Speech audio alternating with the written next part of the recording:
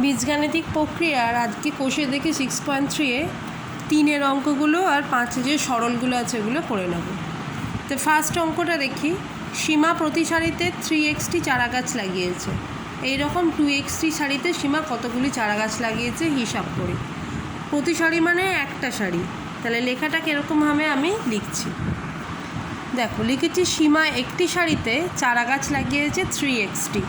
তাহলে টোটাল কটা এরকম সারি আছে? 2xটি সারি। তাহলে 2xটি সারিতে কতগুলো তোমরা ঠিক ঐকিক নিয়মে ফেলে দেবে। তাহলে 2xটি সারিতে মোট চারা গাছ লাগানো হয়েছে 3x × 2x সমান 3 × 2 করলে হয় 6, x × x করলে হয় x²t। এটাই হলো আমার অ্যান্সার।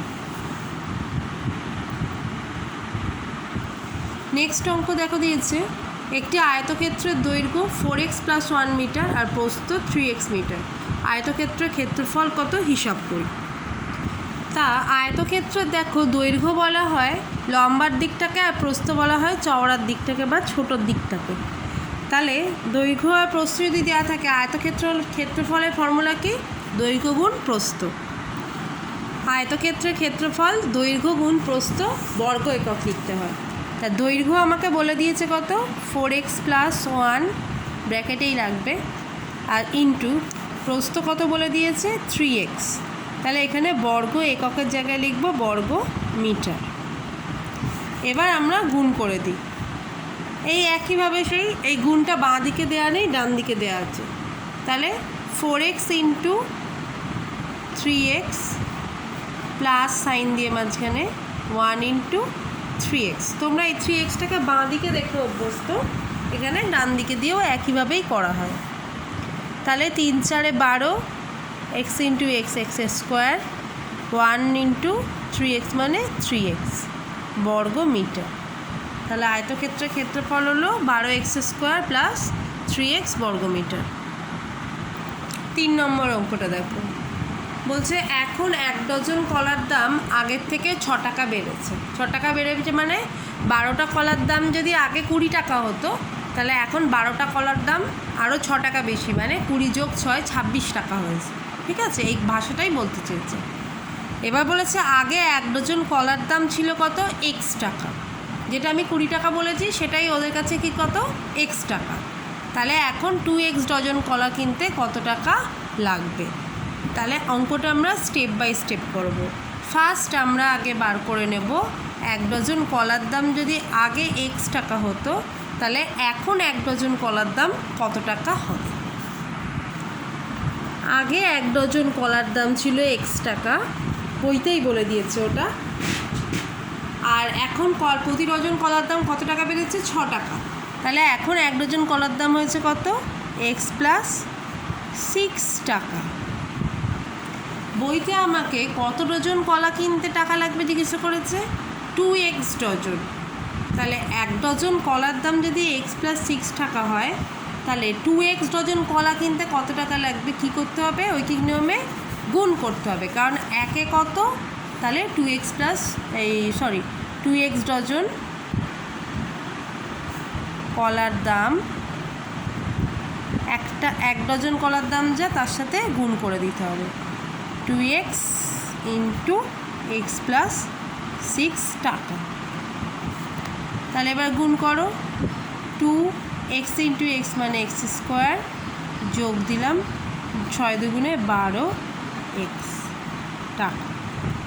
তাহলে 2x ডজন কলা কিনতে এখন লাগবে 2x² + 12x টাকা। বুঝে গেছে? তাহলে 1 ডজন কলার আগে দাম ছিল x টাকা, এখন দাম হয়েছে 6 টাকা বেশি ডজনে, তাহলে x + 6 টাকা। আর আমাকে বার করতে দিয়েছে 2x ডজন কলার দাম কত। তাহলে 2x ডজন কলার দাম কত হবে? 1 ডজনের দাম যদি x + 6 হয়, মানে একে, তোমাদের ভাষায় একে যদি x + 6 হয়, তাহলে 2x-এ কত হবে? গুণ করতে হবে, কারণ বেশি। 4-এর অঙ্কটা বলেছে একটি বর্গাকার ক্ষেত্রের প্রতিটি বাহুর দৈর্ঘ্য 7x সেন্টিমিটার। বর্গাকার ক্ষেত্রে ক্ষেত্রফল কত? বর্গাকার আর আয়তাকার অঙ্ক একই হয়, ক্ষেত্রফল বার করার মানে দৈর্ঘ্য ইন্টু প্রস্থ গুণ করা। এখন আয়তক্ষেত্রের দৈর্ঘ্য আর প্রস্থ আলাদা হয়, বর্গক্ষেত্রে যাই দৈর্ঘ্য সেটাই প্রস্থ। তাহলে দৈর্ঘ্য দেওয়া আছে 7x সেন্টিমিটার, মানে প্রস্থও আমাকে দেওয়া আছে কত 7x সেন্টিমিটার। তাহলে ওর ক্ষেত্রফল কি করে বার করবে, 7x ইন্টু 7x করে বার করে বর্গ সেন্টিমিটার দিয়ে লিখবে, নিজেরা করবে এটা। আচ্ছা, এবার বলেছে দেখো আয়তক্ষেত্রের ক্ষেত্রফল 8x² বর্গ একক, দৈর্ঘ্য 4x একক হলে প্রস্থ কত হতে পারে হিসাব করি। তাহলে আমাকে আয়তক্ষেত্রের ক্ষেত্রফল বার করতে গেলে দৈর্ঘ্য আর প্রস্থ দিয়ে কী করতে হয়, গুণ করতে হয়। তাহলে যদি আমার ক্ষেত্রফল দেয়া থাকে আর দৈর্ঘ্য আর প্রস্থের মধ্যে যে কোনো একটা দেয়া থাকে, অন্যটা বার করতে হয়, তাহলে কি করতে হবে, ওই ক্ষেত্রফল দিয়ে দৈর্ঘ্য বা প্রস্থকে ভাগ করতে হবে। ঠিক আছে, দেখো কিভাবে করব। ছবিটা এঁকেছি, আয়তক্ষেত্রটার ক্ষেত্রফল 8x² বর্গ একক, ওটা আমি মিডিলে লিখেছি। দৈর্ঘ্য 4x দিয়েছে, তাহলে প্রস্থ কত, তাহলে লিখবে কি, ক্ষেত্রফল 8x² বর্গ একক, দৈর্ঘ্য 4x একক, সুতরাং প্রস্থ কী হবে, ক্ষেত্রফলকে যদি দৈর্ঘ্য দিয়ে ভাগ করি তাহলেই পাওয়া যায় কি আমাদের প্রস্থ। এখানটা ব্র্যাকেটে আমি লিখে দিলাম ক্ষেত্রফল ভাগ দৈর্ঘ্য। ঠিক আছে, তাহলে এটা কত হচ্ছে, x² কাটলে 1 হয়, তাহলে 2x। এখানে কিন্তু আর বর্গ একক লিখবো না, শুধু লিখতে হবে কত, একক। তাহলে আয়তকার ক্ষেত্রফলের প্রস্থ কত হবে, 2x একক।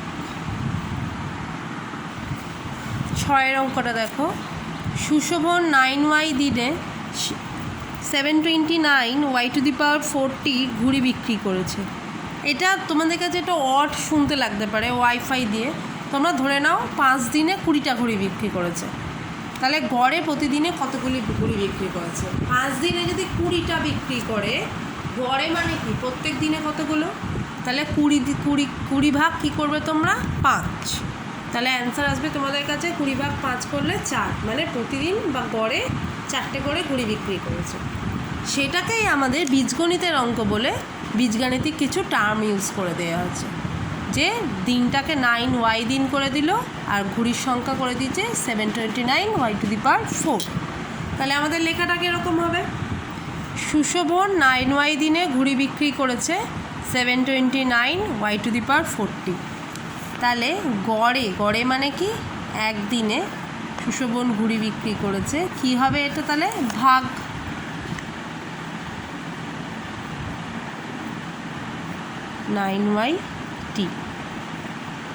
y এর কেটে দাও, 3 হচ্ছে এটা y³ আর 9 কাটছি, 8 9 72, 9 9 মানে 81y³। সুশোভন কটা ঘুড়ি বিক্রি করেছে পার ডে, 81y³ করে ঘুড়ি বিক্রি করেছে। আচ্ছা, এরপর আমাদের যে অঙ্কগুলো আছে সেগুলো হলো সরল করো। এখান থেকে আমি বেছে কটা করে দেবো, বাকিগুলো তোমরা নিজেরাই পারবে, নিজেরা করবে। আমি 5-এর 2-এরটা চুজ করেছি, 5-এর 1-টা তোমরা করবে সেমভাবেই, দেখবে অ্যান্সার মনে হয় 0 আসবে। যাকে আমি 5-এর 2-এরটা করি, AB মাইনাস সাইন দিয়ে AC মাইনাস BC মাইনাসে মাইনাসে প্লাস AB কেন লিখলাম, BA কেন লিখলাম না, অ্যালফাবেটিক্যালি A আগে আসে বলে AB লিখলাম, মাইনাস এখানে AC লিখেছি তাই আমি এটাকেও AC লিখব, CA বা AC যা ইচ্ছা, মাইনাসে মাইনাসে প্লাস BC। এইবার আমাকে দেখতে হবে সদৃশ্য পদ কোনগুলো আছে। AB সদৃশ্য, 2AB, দুটো AB যোগ করলে কত হবে, 2AB, মাইনাস AC, তাহলে দুটো মাইনাস AC যোগ করলে কত হবে, -2AC, minus BC plus BC।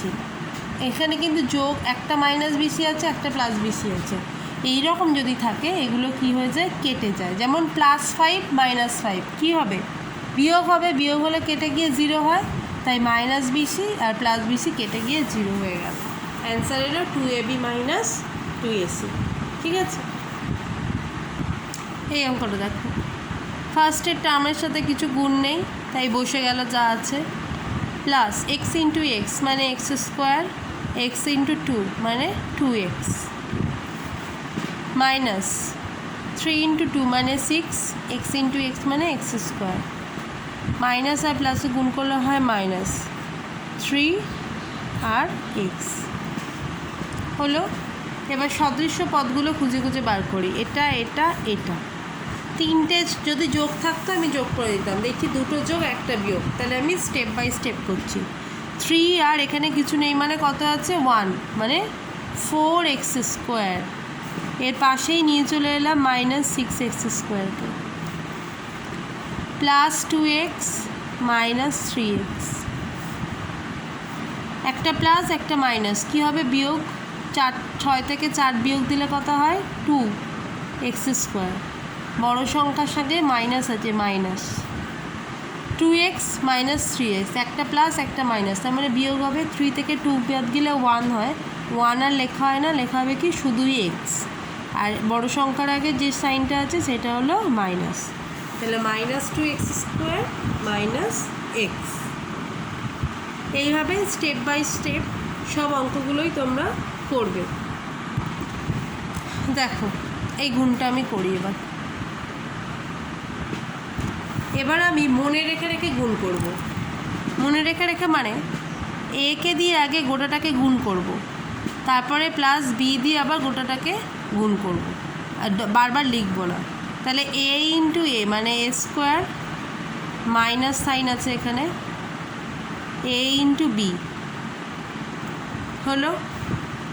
এবার b দিয়ে গুণ করব, প্লাস b × a,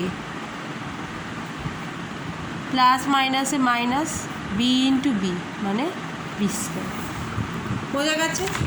দেখে দেখে করবে, স্টেপ বাই স্টেপ ধরে ধরে করবে। এখানে কি সাইন আছে বসিয়ে দাও। আবার প্রথমে এই বিটাকে দিয়ে গোটাটা, b × b মানে b², এখানে কোন সাইন আছে, এখানে প্লাস এখানে মাইনাস মানে মাইনাস, b × c মানে bc হলো।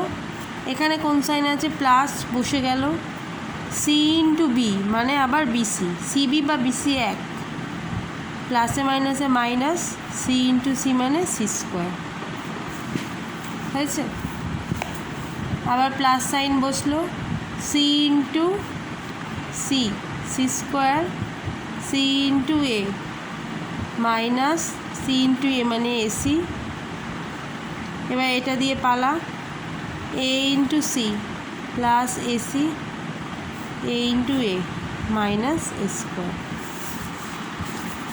এবার একটা জিনিস দেখো মজার, BA আর AB কিন্তু সেম, এটা মানে হলো AB, সেম জিনিস, তাহলে এটা এটা কেটে গেল, -BC + BC কেটে গেল, -AC + AC কেটে গেল, তাহলে আমার থাকছে a² - b² plus b² - c² plus c² - a²। দেখো এবার এখানে পাশাপাশি কাটবে, -b² + b² কাটলো, -c² + c² কেটে গেল, এদিকে -a², এদিকে +a² কেটে গেল, তাহলে আলটিমেট আমার অ্যান্সার কত এলো, এটা 0। ঠিক আছে, 6 অঙ্কটা আমি করে দিয়েছি তোমাদের সুবিধার্থে। আগের গুণটা যদি কঠিন লাগে তাই আবার তোমাদের নিয়মে করেছি, মানে a² × ব্র্যাকেটের মধ্যে a² - b² প্লাস সাইন দিয়ে b² × a² - b², প্রত্যেকটা এইভাবে ভেঙে ভেঙেই লিখেছি। আমি ছবি পাঠিয়ে দেবো, দিয়ে আলটিমেট এই অঙ্কটাতেও কেটে কুটে 0 হয়ে গেছে। তাহলে আমাদের বীজগাণিতিক প্রক্রিয়া চ্যাপ্টারটা আজকেই শেষ হলো। নেক্সট দিন আমরা সেকেন্ড ইউনিটের কোনো একটা চ্যাপ্টার ধরব।